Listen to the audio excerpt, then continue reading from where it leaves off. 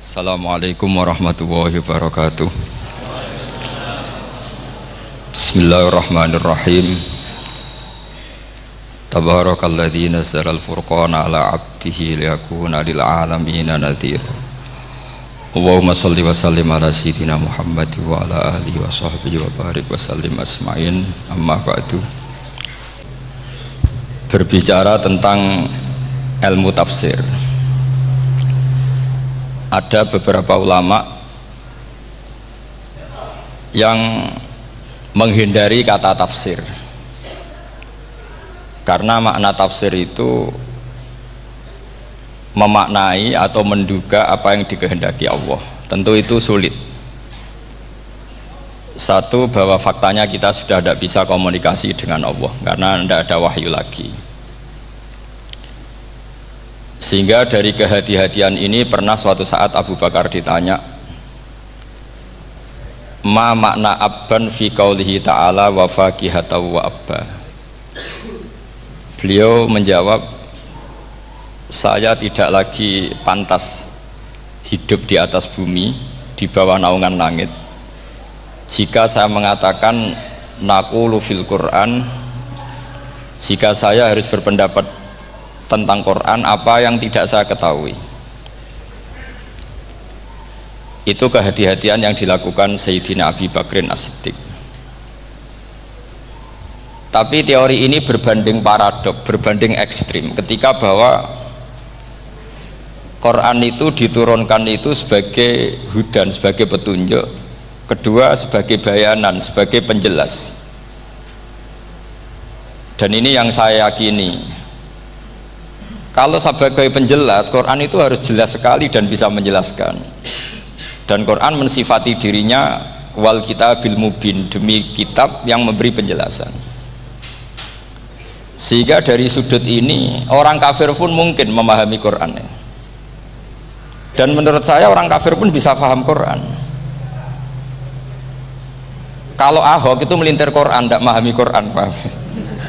Senak harganya itu melintir Quran tapi tidak memahami Quran. Tapi bahwa Quran itu bisa difahami orang kafir itu ya. Logikanya gampang begini, kata Imam Syafi'i dalam kitab Ar-Risalah.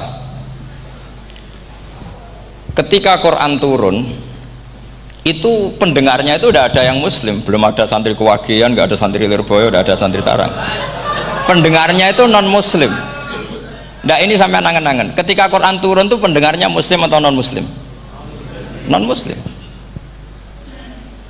Andai kan Quran itu turun tidak difahami orang kafir, maka lalu objeknya siapa, sasarannya siapa? Nah sebab itu akan aneh kalau kita yang mondok, misalnya ngaji Idqon, ngaji Alfiyah, ngaji Ulumul Quran, apa saja, kemudian Anda tidak paham Quran, padahal orang kafir saja bisa paham.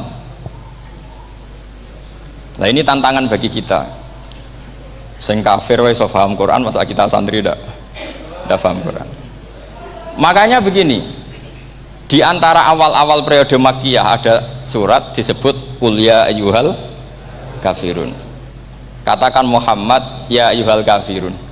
Karena mukhatabnya atau lawan dialeknya Nabi adalah orang-orang apa? Kafir. Mereka paham ketika dijelaskan Quran, paham, dan sebagian mereka menjadi mukmin karena paham. Itu termasuk isi makalah yang saya utarakan di sini. Mereka tanya, ya Muhammad, siflana robbak amin dahabin amin nuhasin amin hajarin. Karena orang kafir jahiliyah itu punya tren yang namanya Tuhan itu fisik. Mereka punya Lata, punya Uzza, punya Hubal. Sehingga kalau Tuhan-Tuhan kita ini dari batu Muhammad, katanya Anda punya Tuhan yang berbeda, lalu Tuhan Anda ini dari emas atau dari perak. Turunlah ayat Qul huwallahu ahad Allahus samad. Lagi-lagi mukhatabnya adalah orang kafir. Makanya ini juga akhirnya jadi ilmu madhab, ilmu tentang firqah-firqah dalam Islam, bahwa kesalahan terbesar orang Khawarij sebagaimana yang dikutip Imam Bukhari, nanti saya mencari di juz 4 atau di juz 3, pokoknya di bab babu Qitalil Khawarij, karena Imam Bukhari punya adat diulang-ulang. Kata Ibnu Umar yang dikutip Imam Bukhari, innahum intolaku ila ayatin nazalat fil kufar faja'aluha alal mu'minin. Orang-orang khawarij atau kalau sekarang orang-orang radikalisme itu meneliti Quran, kemudian ketika ada kriteria manusia-manusia tertentu itu dianggap itu kenanya orang Islam, korbannya orang Islam. Padahal awal mula ayat ini turun untuk orang kafir atau kritikan pada orang kafir. Ini cilaka betul. Karena logikanya seperti yang dikatakan Imam Syafi'i, ketika Quran turun ini nggak ada orang Islam, yang ada orang kafir. Sehingga mukhatabnya adalah orang kafir. Tapi ayat-ayat ini nanti dipakai Khawarij untuk mengcounter orang Islam, sehingga mereka mudah mengkafirkan kita karena pakai ayat yang dari awal Allah mengkafirkan orang kafir, sekarang ayat itu dipakai mengkafirkan orang Islam. Ini saking gebleknya orang apa? Khawarij. Makanya kata kitab Fathul Bari yang menyarai Bukhari itu, yang mendorong orang Khawarij seperti itu adalah jahluhum bisyariah. Memang mereka benar-benar bodoh, benar-benar goblok. Misalnya kita misalnya kita kiai atau kita ma'arif atau kita santri atau kita orang soleh, kemudian kita tidak bisa melakukan apa yang kita katakan, terus kita oke lah, kita kena kritik misalnya atakmurunan nasa bil birri watan sauna anfusakum wa antum taslunal kitab. Terus kita katanya bisa ngomong tapi tidak bisa melakukan, terus dikritik dengan ayat itu mestinya tidak tepat. Karena itu asbabun nuzulnya adalah orang-orang Yahudi karena tahu bahwa sifat Rasulullah itu ada di Taurat, mereka menyuruh keluarganya itu masuk Islam, tapi mereka sendiri tidak mau Islam. Kemudian turunlah ayat atakmurunan nasa bil birri wa tansawna anfusakum wa antum taslunal kitab afala ta'qilun. Sekarang perbandingannya begini, misalnya ada orang Islam, taruh saja Zaid itu maling, ya maling, konsisten dia malingnya sampai tua. Terus menurut anda Zaid yang muslim ini, muslim, Zaid itu muslim tapi maling, jangan bilang maling tapi muslim, dia itu ya. Kemudian Zaid bilang ke anaknya, "Cung, kowe aja dadi maling, dadi santri sing soleh, sing maling bapak tok." Ndak. Ini menurut analisis usul fikih. Ngomongnya Zaid itu benar apa salah? Benar kan? Nasihatnya ya benar, ngomongnya juga benar. Kamu tidak bisa ngeritik Zaid. Kamu bisa ngomong tapi tidak bisa melakukan, tidak bisa. Fa innal amra bil ma'ruf wajib. Wal qawla bil ma'ruf ya wajib. Wal qawla bil haqqi ya wajib. Jadi itu hal yang berbeda. Misalnya fa innal amra bil ma'rufi wajibun, memerintahkan barang baik itu baik. Wa innal qawla bil haqqi ya wajib, mengatakan yang hak itu ya wajib. Berarti Zaid tetap kena khitab, kamu harus nasihati anak secara benar, kamu juga harus ngomong hukum secara benar. Lalu ketika Zaid ngomong hukum secara benar, cung ojo maling, maling ku dosa. Cung ojo nerusno profesine bapak maling, maling itu tidak benar. Dia berarti sudah melakukan dua kebenaran, yaitu ngomongnya benar, nasihatnya benar. Dia salah, perilakunya tetap maling. Tapi jangan karena dia maling lalu omongannya enggak salah juga, berarti salahnya malah tiga. Makanya ini pentingnya ngaji sama ulama, sama ahli usul fikih. Jadi tidak bisa dicampur adukkan. Zaid gagal dalam perilaku, tapi jangan gagal lagi di nasihat. Nanti kalau dia tidak nasihati, maka anaknya terus maling, alasannya niru bapaknya. Karena bapaknya kalau mau nasihati nanti disemprit sama santri-santri, "Pak, sampean ra oleh nasihati anake ra usah maling, sampean dhewe maling." Oh, tidak bisa cara usul fikih. Itu malah yudroku kulluh, la yudroku napa? Kulluh, atau bahasa populernya al-maisur la yasqutu bil ma'sur. Misalnya kita sebagai kiai hanya bisa takrib, hanya bisa jurumiyah. Apa muda Fathul Mu'in cek abote bulet, maknanya bulet. Kamu tidak boleh ngomong gini, "Cung, kowe sebagai muridku kudu nurut aku, nak gurumu goblok tok takrib, kowe tok takrib wae." Gak oleh ngelangkai guru, gak sopan gitu misalnya gitu. Gak boleh gitu. Tetap kita ngomong, "Cung, kowe aja koyok aku, kowe kudu alim Fathul Mu'in, alim Fathul Wahab." Sama tidak bisa protes, Pak Guru sendiri tidak bisa. Kebenaran tetap sebagai kebenaran, meskipun kita tidak kuat melakukan atau tidak bisa melakukan. Lagi-lagi ayat itu sebenarnya ada untuk kita, untuk orang Yahudi, atakmurunan nasa bil birri wa tansawna anfusakum wa antum taslunal kitab. Sebab itu istidlal dengan Quran itu memang resikonya tinggi kalau tidak bagi mutabakhir, karena ya itu tadi, ini harus ada pengetahuan yang luas tentang asbabun nuzul, tentang kriteria.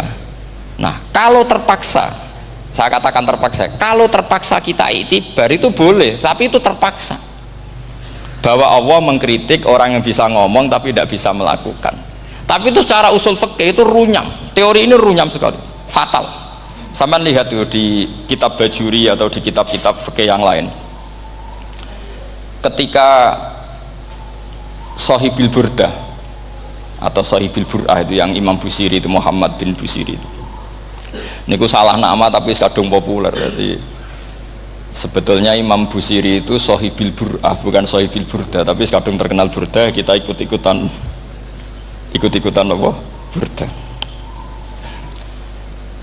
Imam Busiri itu ngeluh, saya ini orang yang banyak kesalahan, di antara salah saya adalah saya bisa ngomong tapi tidak bisa melakukan. Yaitu saya ngomong misalnya orang supaya tahajud, saya tidak tahajud. Saya ngomong orang supaya sholat sunat, saya nggak pernah sholat sunat. Itu sarahnya itu yang menyarai itu kan Imam Bajuri itu, yang sarah Burdah itu mengkritik begini, kalau anda ngendikan itu fi ma'radi dzammin nafsi, yaitu dalam konteks anda mengkritik diri sendiri, oke. Tapi omongan anda salah, karena secara usul fikih fatal. Fatalnya begini, misalnya saya nggak pernah tahajud, ya mungkin itu nyata, oke, mungkin itu nyata. Apakah kemudian saya tidak boleh mengatakan at-tahajjudu sunnatun? Apa saya diwajibkan diam hanya karena saya tidak pernah tahajud, terus saya seorang kiai yang haram mengatakan at-tahajjud sunnatun? Saya harus tetap mengatakan kalau tahajud itu sunnah. Saya kalau punya santri terus saya bilang, "Cung, napas nganggur yuk tahajud. Tahajud itu sunat." Karena mengatakan kebaikan pasti bagian dari kebaikan itu sendiri. Makanya kata Imam Bajuri, fakaifa yakunul amru bil ma'rufi mazmuman. Bagaimana mungkin sesuatu yang jelas baik karena memerintahkan kebaikan mazmuman menjadi sesuatu yang tercela hanya karena yang mengatakan tidak melakukan. Fa innal fi'la ya amrun wal hukmu ya amrun akhar. Itu beda. Jangan karena anda tidak minum teh karena diabetes, terus anda kalau ada tamu tidak disuguhi teh. Karena saya sendiri tidak minum teh, wah ya repot kalau gitu. Nah itu lagi-lagi tadi orang Khawarij salah ketika mengartikan ayat yang harusnya objek kritiknya itu orang kafir, kemudian karena Quran lama sekali dibaca orang Islam sampai orang itu lupa kalau Quran awalnya turun diantaranya adalah membenahi akidahnya orang kafir, sehingga korbannya orang Islam. Itu mirip seperti cerita kita ya, santri-santri itu kalau punya musuh itu baca Hizib Nasor.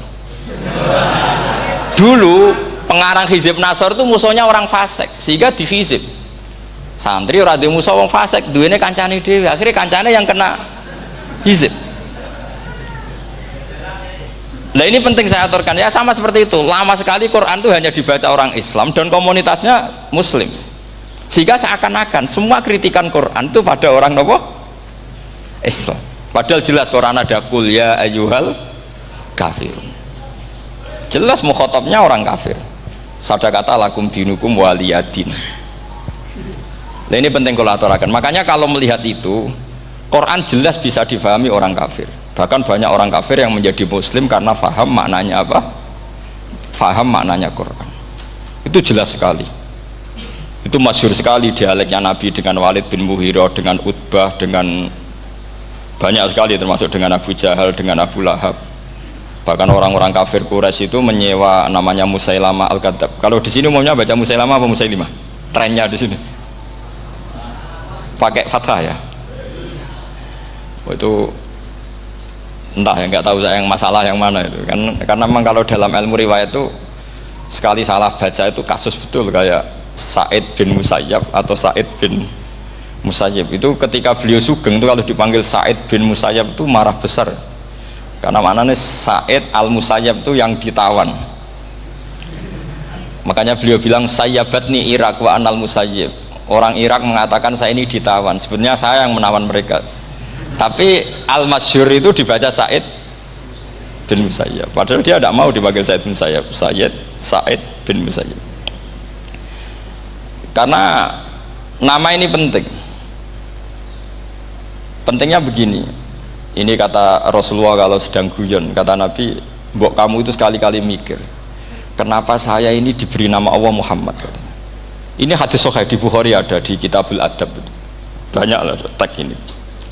Kenapa ya Rasulullah? Allah itu senang bingung wong kafir, kata Rasulullah. Karena Abu Jahal kalau manggil saya jadi bingung. Itu kalau orang Arab kan pasti tahu maknanya. Muhammad maknanya orang yang terpuji. Sehingga kalau Abu Lahab ngomong itu jadi paradok. Hei orang yang terpuji, kamu bohong. Kan jadi aneh. Ya Muhammad kadzabta, hei Muhammad kamu bohong. Kalau diterjemahkan hei orang terpuji, kamu bohong. Itu akhirnya sahabat tertawa-tawa. Karena cek pinter ya pangeran milih nama kamu ya Rasulullah. Karena ini bingungkan musuh gitu. Makanya kalau kamu udah anak kiai, itu anak kamu namakan saja Agus. Pasti satu pondok manggil Gus semua. Itu aman itu. Oh itu mbok yang nggak seneng tetap panggil Gus. Karena kalau untuk Gus putra kiai kan butuh di bapak kiai, kan bapak kadung ra kiai itu kan, itu ada triknya, yaitu anaknya dinamain Agus. Nah, itu Rasulullah itu sudah dipilih sedemikian rupa oleh Allah, perilakunya benar, ahwalnya benar, sak namanya juga benar. Sehingga ketika Abu Jahal, Abu Lahab tahu bahwa nama Muhammad ini problem, karena ini madah itu memuji. Sehingga mereka kalau mencari Muhammad itu bilang ainal madmum, mana orang yang tercela. Terus orang-orang Quraisy tidak paham, kamu nyari siapa? Akhirnya mereka bilang ana atlubu Muhammad, dan saya cari Muhammad. Akhirnya bilang Muhammad lagi. Nah, itu. Nah, Quran juga main di ranah nama, sehingga Abu Jahal itu namanya kan Abul Hakam. Orang Islam dari awal memanggil Abu Jahal, karena kalau sampai kita manggil Abul Hakam, kita akan mengalami paradok. Ya Abul Hakam, hei bapak dari semua kebijakan, kamu begini kan kacau. Makanya itu dari sini orang nggak boleh salah apa? Salah nama. Ini penting kalau aturakan, karena kadang menganalisis Quran itu satu bilisanin arabi mubin. Kata Imam Syafi'i, wa innahu latanzilu rabbil alamin nazala bihir rohul amin ala qalbika litakuna minal mundzirin bilisanin arabi mubin. Di antara, kata Imam Syafi'i ini, di antara aturan pokok memahami Quran adalah dia malian bil arabiyah, dia sangat-sangat menguasai bahasa Arab. Itu masyhur dalam dialek Imam Syafi'i ini. Saman kalau ngaji takrib atau Fathul Mu'in, syarat sahnya tayamum lil musafir itu apa? Tolabul ma', mencari apa?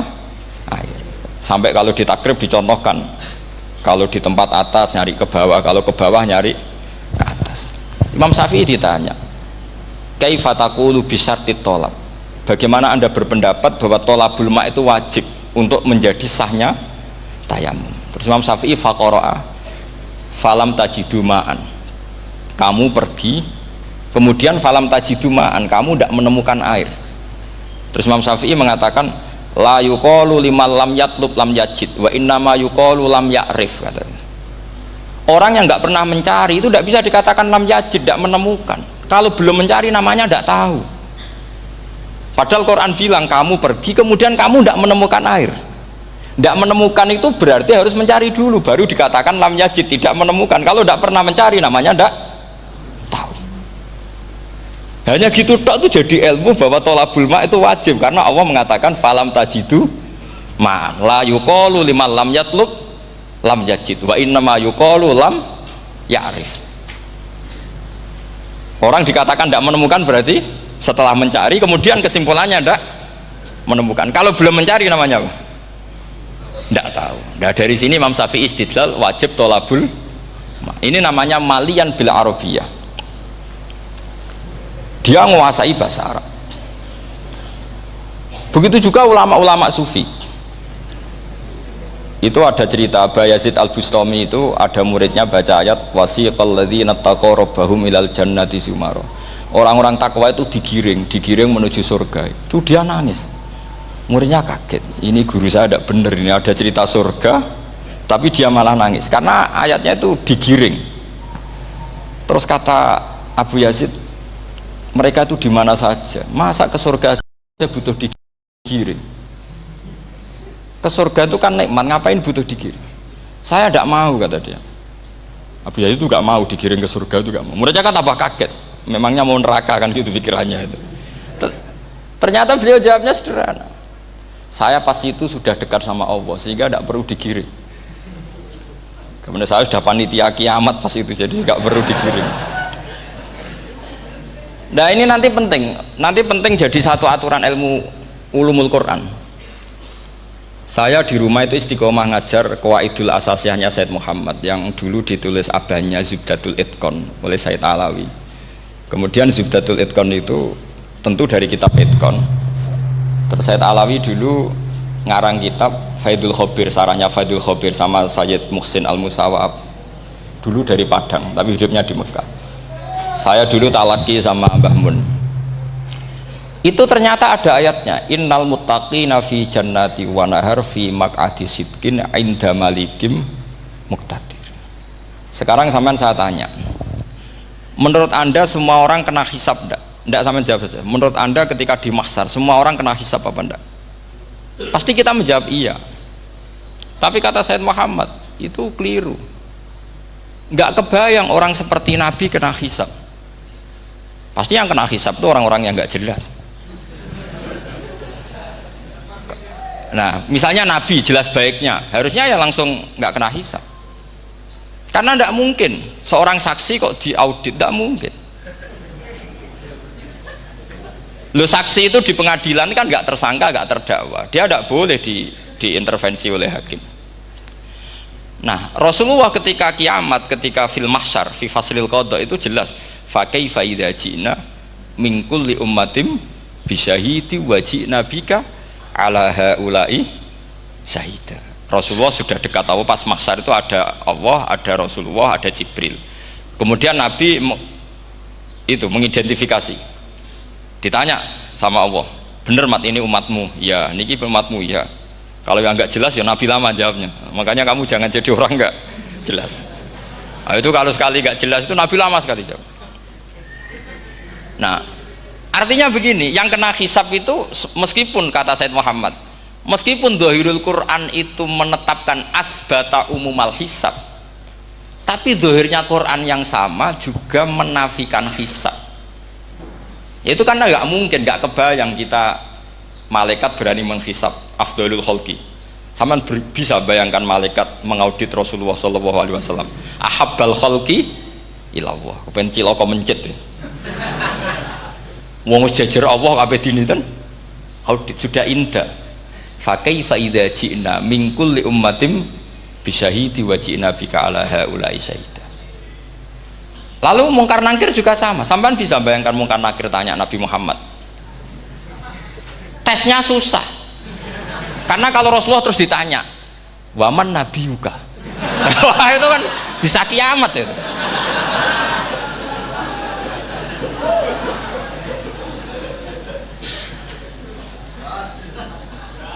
Paham ya? Makanya kata Said Muhammad, ini kan teman-teman tanya biar carane alim tafsirnya saja, sarannya satu hafal Quran, dua hafal Sahih Muslim, tiga semua orang sudah mati tinggal kamu yang alim. Nah, itu, oh itu mesti aman itu. Nah kalau sampean tanya saya, apa buktinya Gus kalau orang tertentu tidak kena hisab? Ya buktinya tadi misalnya innalladzina qalu rabbuna Allahu tsummas taqamu tatanazzalu alaihimul malaikatu alla takhafu wala tahzanu wa absyiru. Mungkar nakir adalah malaikat penakut membawa ketakutan.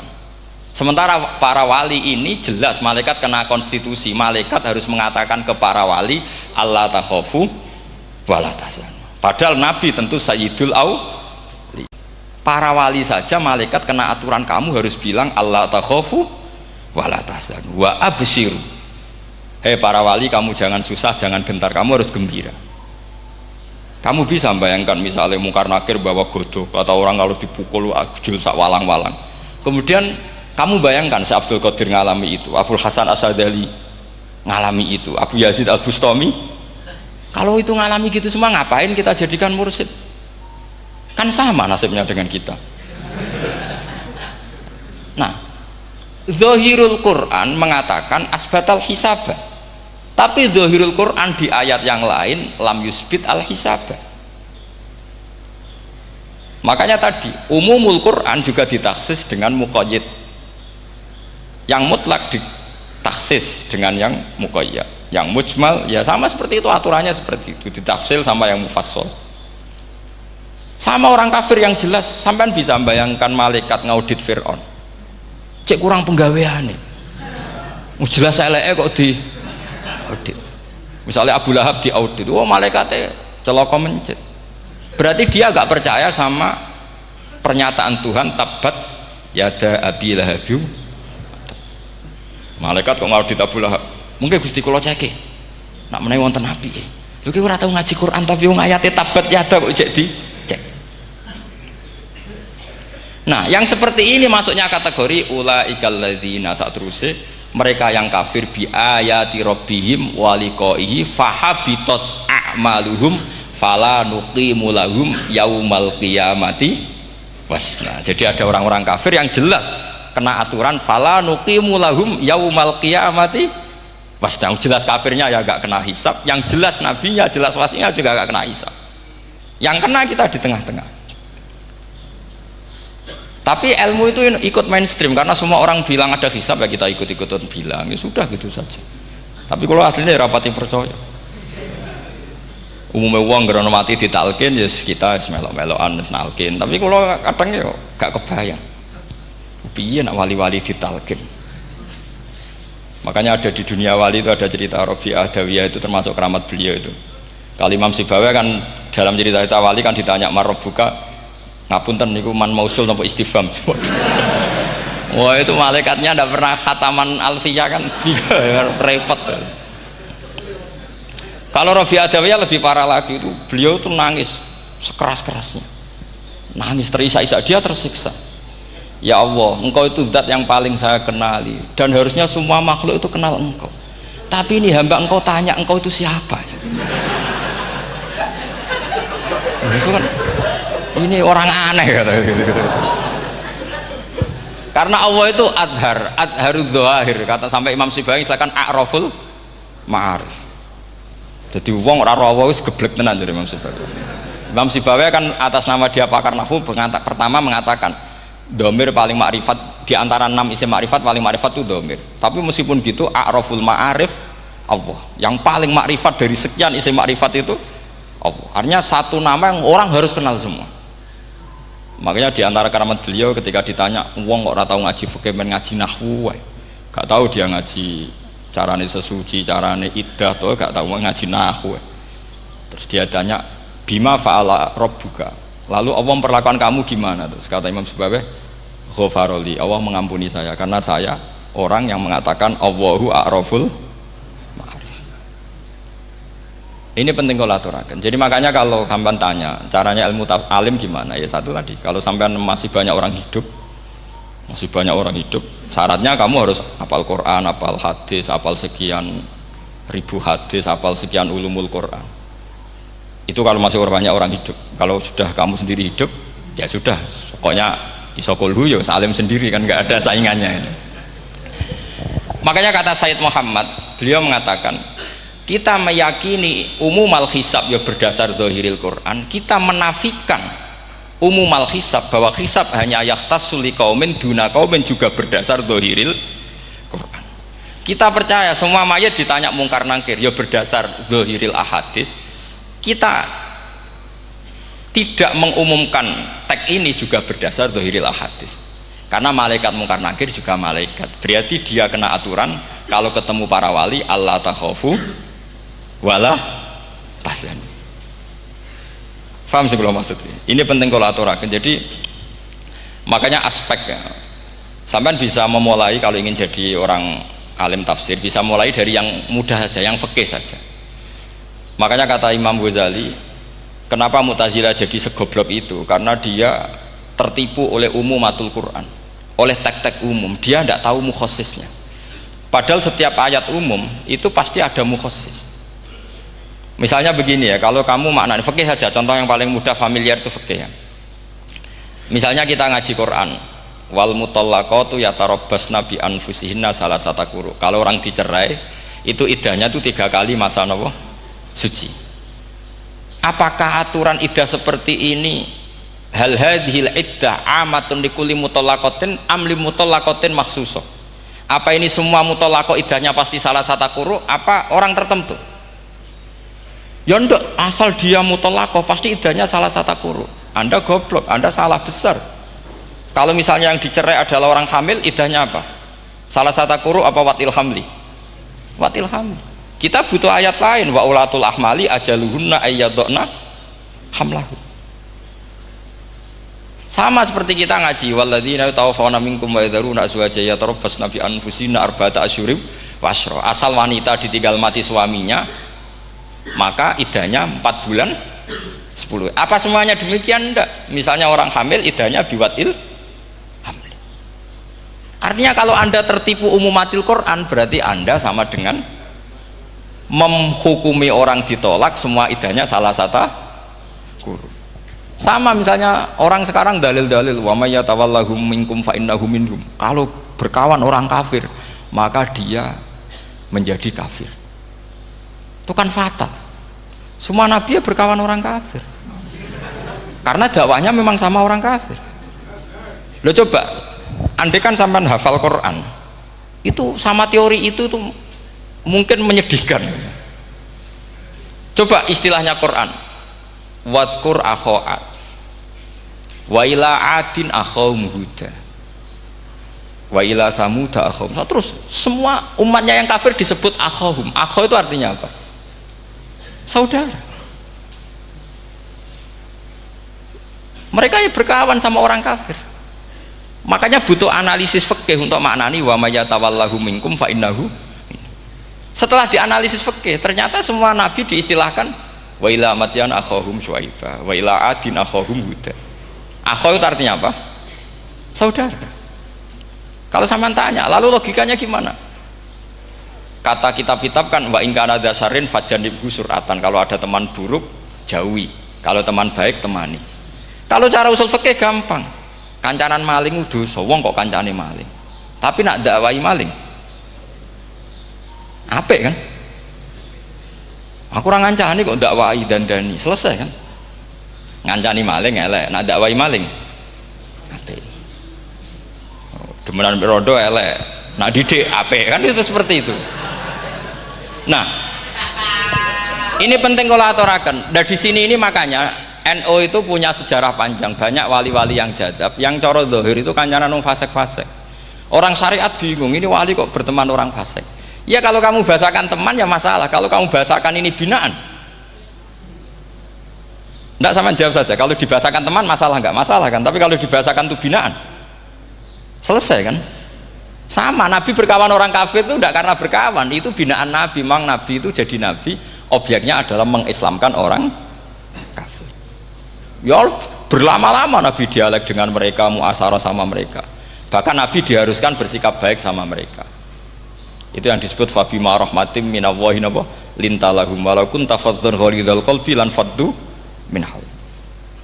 Tapi sekarang itu orang sudah tidak pakai ilmu. Orang-orang radikalisme itu nggak pakai usul fikih. Pokoknya kalau ada ayat terjemahnya gini ya sudah, itu jadi madhab. Akhirnya kecelakaan seperti ini. Pokoknya kalau ada ayat faqtulul musyrikina haitsu wajadtumuhum wa khudhuhum wahsuruhum waq'udu lahum kulla marsad. Sudah hafalnya ayat itu saja. Dia tidak mau ngapalkan misalnya qatilul ladzina yuqatilunakum. Ada ayat lagi wa akhrijuhum yamin haitsu akhrajukum. Sehingga ulama kita membagi kafir itu ada harbi, kita musuhi, ada zimmi, ada muahad, ada musta'man. Itu ulama karena tahu tidak semua orang kafir itu harbi. Tidak semuanya dhimmi, tidak semuanya mu'ahad, tidak semuanya musta'man. Kalau harbi oke, kita perang, kalau dhimmi ya kita bina. Kalau mu'ahad ya sesuai perjanjian kita, kompensasinya apa, MOU-nya kayak apa. Tapi apalnya mereka ayat satu tema. Nah celakanya kita yang ngaji di pondok-pondok yang katanya spesialis ingin alim tafsir, apalnya ya satu ayat juga. Wah itu kan satu ayat versus satu ayat, itu ngeri. Makanya kalau sampean tanya saya, ini katanya di acara ini sampean tanya gimana caranya jadi ahli tafsir, saya jawab gampang. Caranya itu hafal Quran, hafal hadis, terus hafal ulumul Quran. Ya misalnya Nadoman ya Faidul Khobir lah, kalau kitab Nasar ya minimal itu setengah lanya itkon lah. Kalau nggak lanya amat ya agak lanya. Karena kitab tafsir itu gampang, teorinya itu mudah sekali. Misalnya al-ibratu bi umumil lafzi la bi khususis sabab, itu sama dengan kayak kaidah fikih. Karena kalau kaidah fikih itu saya itu pernah dibisui kiai itu, ini kisah nyata itu, dibisui kiai itu pas basul masail. Dulu saya itu masih sering mau basul masail. Tadi mun pensiun mun boten niku. Dulu saya dengan Gus Zofur putrane Mbah Mun itu sering makili Pondok Anwar basul masail fikih. Tapi tidak tahu ceritanya Gus Zofur jadi dokter tafsir, saya juga kok ya tahu-tahu menekuni tafsir. Lama-lama orang itu lupa status saya yang fakih ya. Makanya saya itu ya kadang eman gitu, karena ini status penting juga. Tapi status fikih itu kadang memang menyesatkan. Karena begini, itu dulu pernah ada basul masail itu begini. Ini kisah nyata ini. Ada desainer baju putri untuk putri, anak putri. Kemudian desainer itu menciptakan satu celana pendek misalnya, atau celana seperempat. Dengan desain ini pasti kalau dipakai itu auratnya itu kelihatan. Bagaimana hukumnya desainer ini? Apa termasuk mimman sarro'a as-sayyi'ata? Karena terjadi kasfil aurat. Apa enggak? Rata-rata kalau kiai yang khusuk-khusuk, yang sepuh-sepuh, desainer itu dosa. Gara-gara tren pakaian ini wong wedok buka aurat. Tapi saat kiai-kiai alim yang muda-muda, entah saking belingnya, entah saking pinternya, tidak tahu. Bilang begini, Pak Yai, yang didesain apa? Ya celana itu. Lalu celana itu fungsinya nutupi apa buka aurat? Ya nutupi. Lu kan lumayan urun nutupi.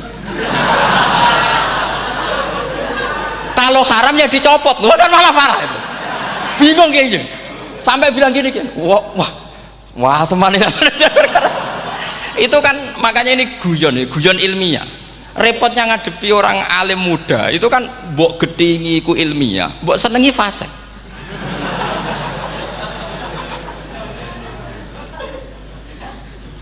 Ketika kiai yang khusyuk tadi tak tanya, kalau desainer katok seperapat,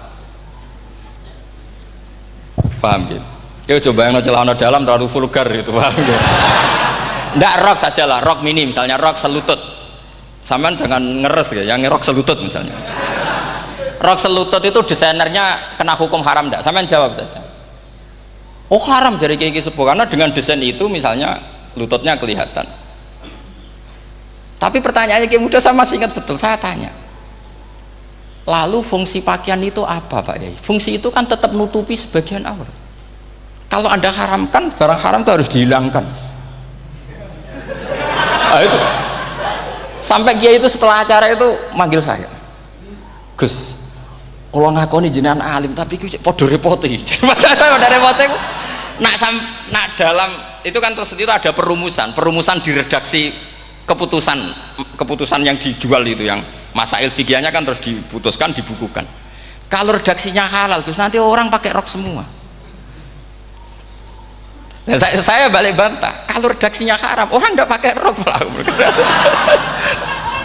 Akhirnya itu apa? Kebijakannya lucu. Buak we Gus, pertanyaan itu buak sak jawabannya oke. Jadi kita debat tidak jadi. Ini cerita ilmiah. Makanya sama tidak wajib anut saya ini terlalu ilmiah, jadi tidak baik untuk kehidupan kesalian, kurang baik. Jadi ini, tapi ini ilmu, tetap kaidahnya fikih ma la yudraku kullu la yudraku kullu. Jangan kalau tidak bisa nutupi aurat semua, lalu jangan sama sekali. Lho nggih kan kaidahnya kan gitu, ma la yudraku kullu la yutraku kullu. Misalnya Anda punya tetangga nggak mau pakai jilbab, nggak mau pakai pakaian muslimah, kamu tidak boleh bilang munisan raklambinan, tidak bisa.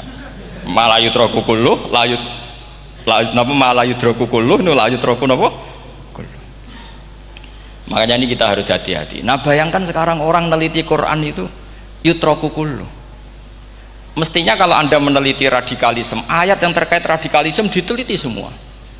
Ternyata di surat Taubat yang disebut suratus Saif, yang bahkan haram baca bismillah, itu ada ayat wa in ahadum minal musyrikin nastajaroka fa'ajirhu hatta yasma'a kalamullah summa ablighu ma'mana. Muhammad, kalau ada orang kafir mau belajar Quran sama kamu, ya harus kamu pelajari hatta yasma'a kalamullah. Setelah mereka mau belajar, ya ablighu ma'mana summa ablighu ma'mana, kamu harus menjamin keamanan dia. Itu di surat Taubat, termasuk akhiru suratin nazalat, gak mungkin terjadi mansuh. Tapi orang-orang ekstremis selalu pakai faqatulul musyrikin haitsu, apalan itu terus. Yang orang liberal yang menaparin la ikraha fiddin, ya sudah seperti itu. Sing orang-orang ora tegas, ora tau nahi mungkar, ya ma arsalnaka illa rahmatan lil alamin, ngono terus. Yang kelompok tukang nahi mungkar ya ayatnya amen nahi. Saya tuh heran, kenapa mereka punya masalah dengan hafalan kayaknya. Kenapa sih hafalannya kok pedot itu? Kita yang hafal semua bingung jadi. Jadi akhirnya kita yang pinter anut sing goblok. Karena saya tuh pernah loh debat sama orang salaf, debat gitu. Setelah saya mengutarakan sekian hadis, ada tuh Pak hadis tuh, waduh. Harusnya kamu ngaji saya, ada debat tuh yang level. Kalau nggak level tuh nggak boleh katanya. Itu kan ngeri. Makanya ini penting ya, kalau sampean tanya ingin jadi alim tafsir ya harus hafal Quran semua. Kalau tidak mungkin yang nunggu orang semua mati baru Anda jadi ahli tafsir, karena tidak ada musuhnya. Tapi saya pastikan orang kafir pun bisa memahami Quran, yaitu tadi hatta yasma'a kalam Allah. Sayyidina Umar tuh masuk Islam tuh gara-gara dengar adiknya baca Toha, ma anzalna alikal qur'ana litashqa illa tadhkiratal liman yakhsha tanzilam mimman khalaqal arda was samawati ula ar-rahmanu alal arsis tawa. Itu dia ma huwa bikalamil basar, tidak mungkin seperti ini karangan manusia, itu tidak mungkin. Akhirnya dia Islam. Banyak orang Islam karena diperdengarkan Quran, karena memang notnya sudah unik, makna kualitasnya juga sudah unik, semuanya itu unik, indah. Sampai sekarang pun orang kafir itu orang paling tahu Quran. Makanya Allah mensifati orang kafir itu hasadam min indi anfusihim mim ba'di ma tabayyana lahumul haq. Sekarang sama saya tanya, orang sing tabayyana lahumul haq itu orang paham apa orang tidak paham? Mereka orang kafir itu mengingkari Quran, padahal mim ba'di ma tabayyana lahumul haq, setelah kebenaran nyata bagi mereka. Nyata bagi mereka artinya orang kafir paham atau tidak paham? Paham. Cuma mereka punya penyakit hasadam min intian. Mereka juga kalau ada ayat tentang ahkam yang memberatkan, mereka bilang i'ti bi qur'anin ghairi hada au badil. Muhammad harusnya jangan tema itu yang diangkat, bu, cari Quran yang lain yang enggak tema itu. Mereka sampai memilih tema itu karena paham apa karena tidak paham? Karena paham. Makanya di makalah saya pastikan ngaji tafsir itu gampang, karena orang kafir pun bisa. Kalau kasus Ahok itu bukan paham itu melintir, beda. Paham sama melintir itu beda.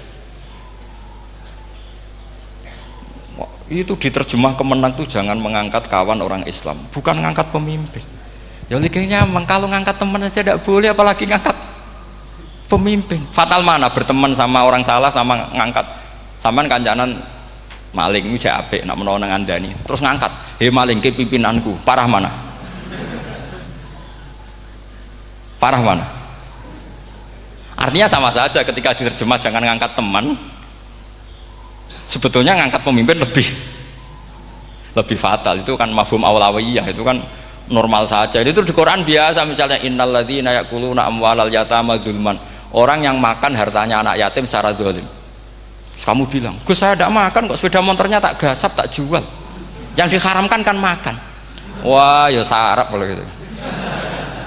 Maknanya begini, memakan harta anak yatim artinya ifsad. Ifsad itu merusak. Nak ngono ikhraq membakar atau mencuri sama dengan makan, bal asyad, malah kan lebih apa? Lebih apa? Dasar. Jadi yakuluna di situ tuh ba'dul amsilah, sebagian contoh min wujuhil ifsad atau min wujuhil ihlak. Jangan kok karena ayatnya makan, oh yang haram tuh makan, kalau nyuri gak apa-apa. Waya fata. Itu kan sama dengan santri geblek ketika ada kiai ini, "Cung, kowe mbek bojomu jogeman naboi." Suatu saat istrinya lapor lagi, "Pak Yai sekarang ndak naboi tapi nyadui." Karena naboi itu pakai tangan. Mereka pertama dilaporkan kiainya, "Pak Yai, suami saya itu sering memukulin saya pakai tangan gini. Cung jogeman naboi bojomu." "Nggih Pak Yai, siap." Suatu saat istrinya lapor, "Pak, tetap benjut, kenapa? Kulo nak niki disadui." Mereka pikirane sing haram nabok, nak nyaduk halal. Wah itu kan ngajak goblok bareng.